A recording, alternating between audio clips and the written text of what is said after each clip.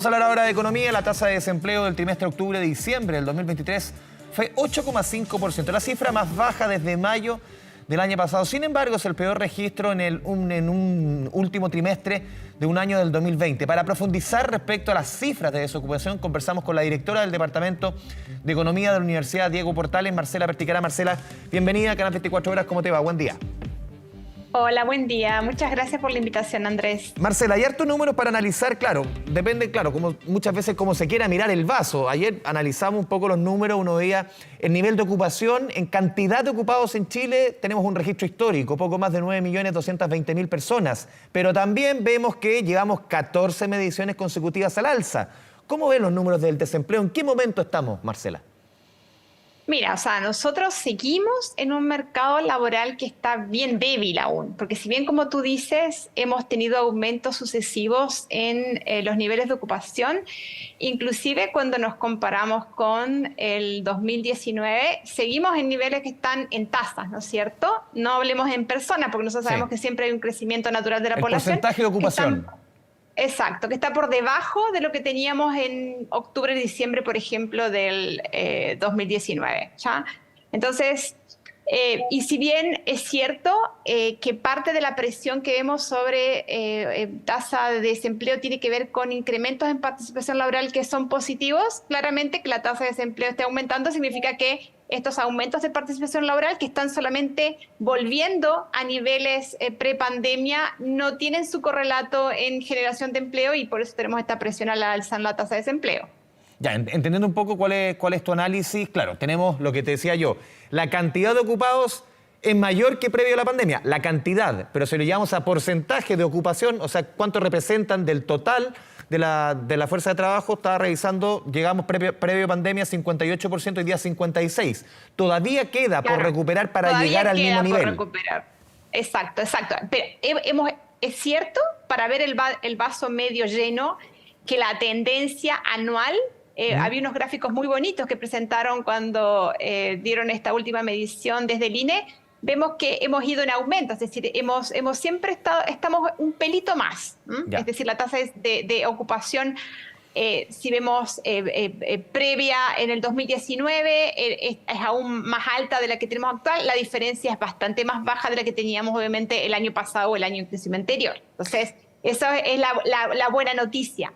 Pero nuevamente, todos los análisis apuntan que el mercado laboral no está dinámico, entonces no veríamos cambios brutales en los próximos meses en términos de recuperación de empleo. Y eso es lo que preocupa, porque uno ve la cifra, pero detrás hay familias, detrás hay gente, obviamente, que necesita trabajar, que si está trabajando, tal vez no está trabajando la cantidad de horas que quiere, y eso tiene un impacto sobre el bienestar de las familias tremendo.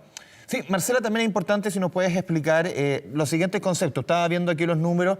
La fuerza de trabajo crece en los últimos 12 meses 3,6%. Sin embargo, los ocupados crece solamente 2,9%. Es decir, la cantidad de personas que está buscando empleo, que sale por primera vez, que vuelve de pandemia a buscar empleo, esa masa salarial que está buscando, que está presionando, ¿es mayor que la cantidad de empleos que está generando la economía? Exacto, eso es lo que está sucediendo. Ahora, hay que entender que en contextos de recuperación, o sea, esto sucede normalmente, tanto en contextos donde podemos estar en una recesión como en recuperación. Son potenciales desajustes que hay en términos de tasa de participación y tasa de ocupación. No significa que esto no se vaya a resolver, pero claramente estamos en una transición en la cual la gente está volviendo al mercado laboral y no está siendo capaz de encontrar empleo rápido. Y por eso vemos este aumento en la tasa de desempleo. Lo que habría que tener en cuenta en los próximos trimestres es si esto se consolida, porque uno siempre piensa en esta diferencia entre cuando uno, por ejemplo, está bañándose y el agua de repente se empieza a calentar versus cuando uno se mete en la ducha con el agua hirviendo.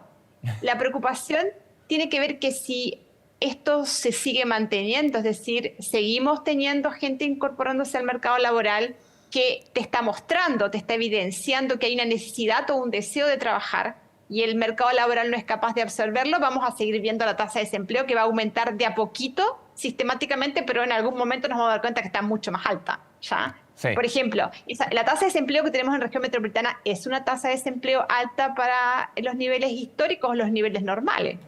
Y eso es preocupante. Marcela, también viendo, antes yo te mencionaba cuánto creció el número de ocupados, 2,9% en 12 meses, pero si hacemos el zoom hombre y mujeres, el caso de los hombres es 1,7, en el caso de las mujeres 4,5, y hacemos quizás un zoom más cercano, el crecimiento es ocupación, pero en la informalidad, en el caso de los hombres 0,5, en el caso de las mujeres 7,2. Ahí es brutal la diferencia entre hombres y mujeres. Más mujeres entrando al mercado laboral, ocupadas, pero en la informalidad. Informalmente, ¿no? Exacto, exacto. Ahora, nuevamente, esto es algo que nosotros ya teníamos antes prepandemia. Lo que sucedió en la pandemia, e inclusive un poquito antes por el estallido social, es que muchas de estas mujeres que normalmente trabajan como informales se habían retirado del mercado laboral por menos demanda, porque puntualmente había ciertos sectores que fueron particularmente golpeados, no solamente por la pandemia en sí, sino por las medidas restrictivas que tuvimos a la movilidad, ¿no es cierto? Entonces, lo que podemos estar teniendo ahora es que estas mujeres están reincorporando, y lo que a mí me preocuparía es si en el largo plazo estamos teniendo mayores tasas de informalidad, que todavía no se ve así. Es decir, no estamos teniendo una mayor tasa de informalidad ahora que prepandemia. Pero nuevamente, siempre esto hay que ver cómo se consolida la tendencia.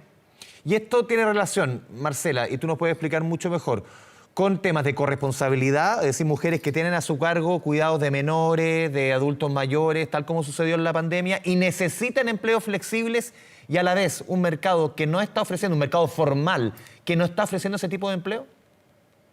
Exacto, y además se condice mucho también con las mismas estrategias familiares, es decir, cuando tú tienes la percepción que el mercado laboral está débil o tal vez el principal perceptor del hogar, que culturalmente acá en Chile es el hombre, está trayendo menos dinero a la casa, porque hay que reconocer que en muchos empleos, inclusive en algunos formales, hay una parte variable importante. Entonces, si el nivel de actividad está bajo, a veces tú tienes un sueldo base, pero tu parte variable tú ves que mes a mes tal vez está cayendo. Entonces, muchas de lo que conocemos como trabajadores secundarios, entre ellos fundamentalmente están las mujeres y están los jóvenes, se incorporan al mercado laboral y en general estos trabajadores lo que quieren es incorporarse lo antes posible para suplir o el potencial riesgo de pérdida de empleo del jefe de hogar o suplir ingreso que no está entrando y toman en general el primer empleo que encuentran. Y usualmente el primer empleo que encuentran es algún pololeo o algún empleo, obviamente, informal. Entonces, este es un fenómeno que se da en situaciones como la que estamos viendo actual de un mercado laboral que genera incertidumbre en los hogares. Entonces, esos trabajadores secundarios se quieren incorporar y se incorporan en el empleo que se encuentra más fácil, ¿no es cierto? Que es el más rápido, que es el informal. Sí, Marcela, si ponemos el foco, a ver, ¿cuáles son los sectores que crean más empleo y donde se destruyen más empleos? Vamos por el lado medio vacío. Ocurre tradicionalmente, lo hemos visto en varias crisis, no vamos a hablar que estamos pasando una crisis económica, pero en momentos de coyuntura en que la economía se aprieta en esta pasada. Construcción cae 6,8, actividad inmobiliaria menos 19,7. No es extraño, generalmente es el primero en caer, dicen, y el último en recuperarse. Exacto, exacto. Son sectores donde las inversiones son de bien... Bueno, tenemos que reconocer también que son sectores con inversiones de largo plazo. Yeah. Entonces, son sectores que todavía están en una situación complicada, a pesar que nosotros decimos, bueno, ya hace 2 años de la pandemia. Pero todos los proyectos demorados que no se concretaron, seguimos viendo el producto, ¿no es cierto?, en términos de empleo.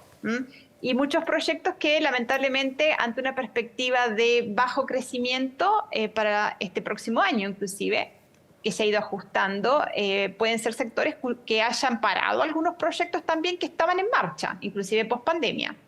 Sí, Marcela, hace un par de entregas del INE, yo recuerdo aquí conversamos en Canal 24 Horas con el economista David Bravo, el economista del 2023, sí. Y él hablaba de una emergencia laboral no declarada.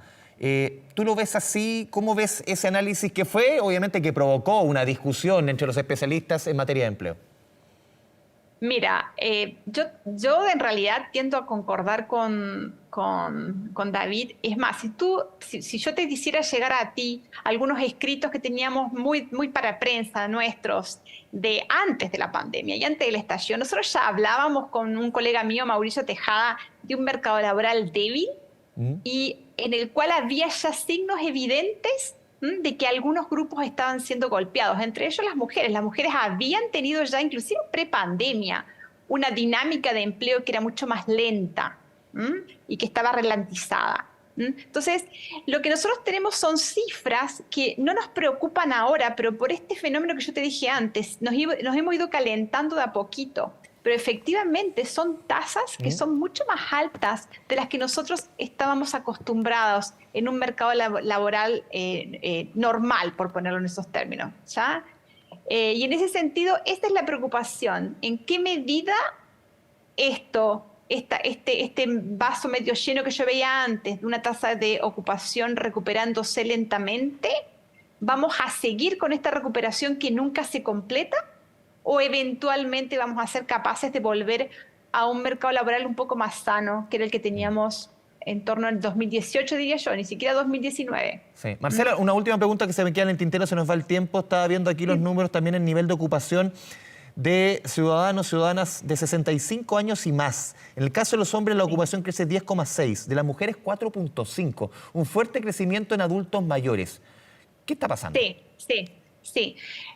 Bueno, o sea, una de las preocupaciones que tuvimos en la pandemia fue justamente que este grupo de 55 más fue muy vapuleado, porque es un grupo que cuando pierde su empleo en la pandemia no se recuperó. Es decir, ningún grupo se recupera totalmente, pero este en particular quedó más rezagado. Entonces, a mí me provoca una visión más positiva, en el sentido de que ojalá sigamos manteniendo estos niveles, este dinamismo para este grupo de gente más mayor, porque es un grupo que sufrió un fuerte embate durante la pandemia. Marcela Perticará, directora de la Escuela de Economía, la Diego Portales, te agradecemos este espacio con Canal 24 Horas. Que tengas una buena jornada. No, muchísimas gracias por la invitación. Siempre es un gusto. Hasta luego. Chao.